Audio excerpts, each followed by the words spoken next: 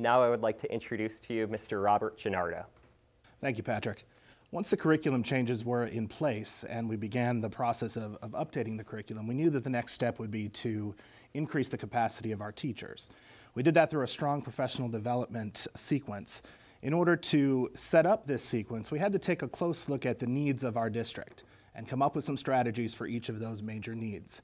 The first need that we realized right off the bat was that we had to deliver a unified district message to everybody at the same time. We solved that problem by developing a district and a building AP committee in order to make sure that the communication that was going back and forth from the district to the building and the building to the district was in fact the same. The second need that we realized was that we had to develop a program to allow for open access and equity for all of our students. And in order to build that program, we developed a 3-year AP plan which would allow us to update the curriculum, recruit the students, and provide the professional development to our staff. Our third need that we realized right off the bat was that we had to build capacity for program growth. If we were going to develop the program and increase our student numbers in the AP program, we needed to be able to readily identify which teachers would be most successful in this program and give them the proper training. Once those strategies were in place, we developed our building-wide and district-wide committee, as you can see by this slide here. The district committee is made up of district representatives as well as the assistant principal of instruction at the building level, who would carry the message back down to the building committee, along with building level AP coordinators and content area representatives. These people would in turn relay messages back down to our vertical teams, which included our professional learning teams as well as our curriculum teams as they developed curriculum in the summer, and our pre-AP and AP teachers as they went off for specific training throughout the year. The 3-year AP plan was part of developing a program for staff development. We realized right away that this program was going to have to be pervasive in that we would allow for one-shot professional development as well as continued professional development for all staff members. We created an environment of guidance and support for our pre-AP and AP teachers so that once they received initial training, they were continued to be trained to support them as the program grew. We also developed an action plan to address the impact on instruction of skill sequencing as we redeveloped and retooled our curriculum. How would the change of the skills affect the instructional practices, and how could we support the teachers for that?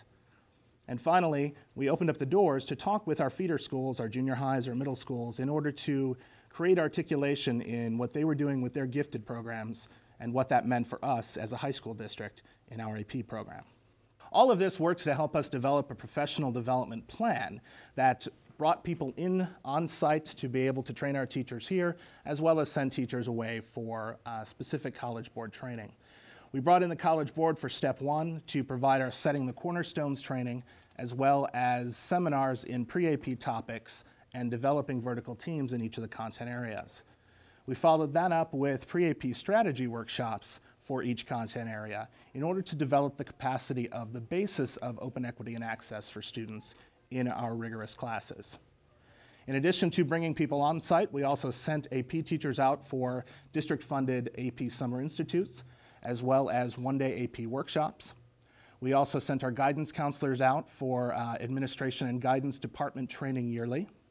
And we brought people in to develop our job-embedded professional development plan.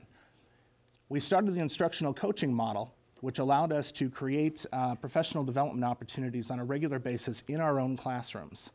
We could then have demonstration classrooms.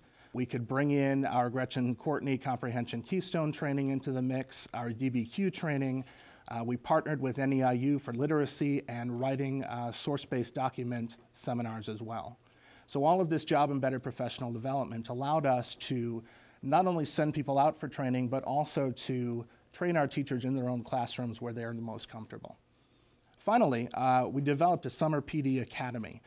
This is our 3rd year in the Academy. We're going into our 4th year, in which we would bring in particular speakers on areas that would matter most to the development of our AP program and the extension of our rigorous curriculum that we set up to begin with. We brought in workshops on the DBQ project, differentiated instruction, the Understanding by Design model to create the curriculum that Mr. Glazik referred to earlier, Algebra for All, Geometry for All.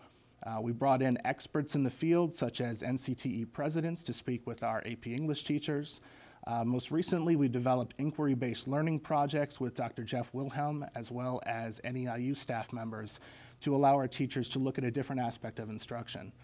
And finally, as we move forward into our Professional Development Academy, we see the need for continued sessions on the use of instructional technology in the classroom.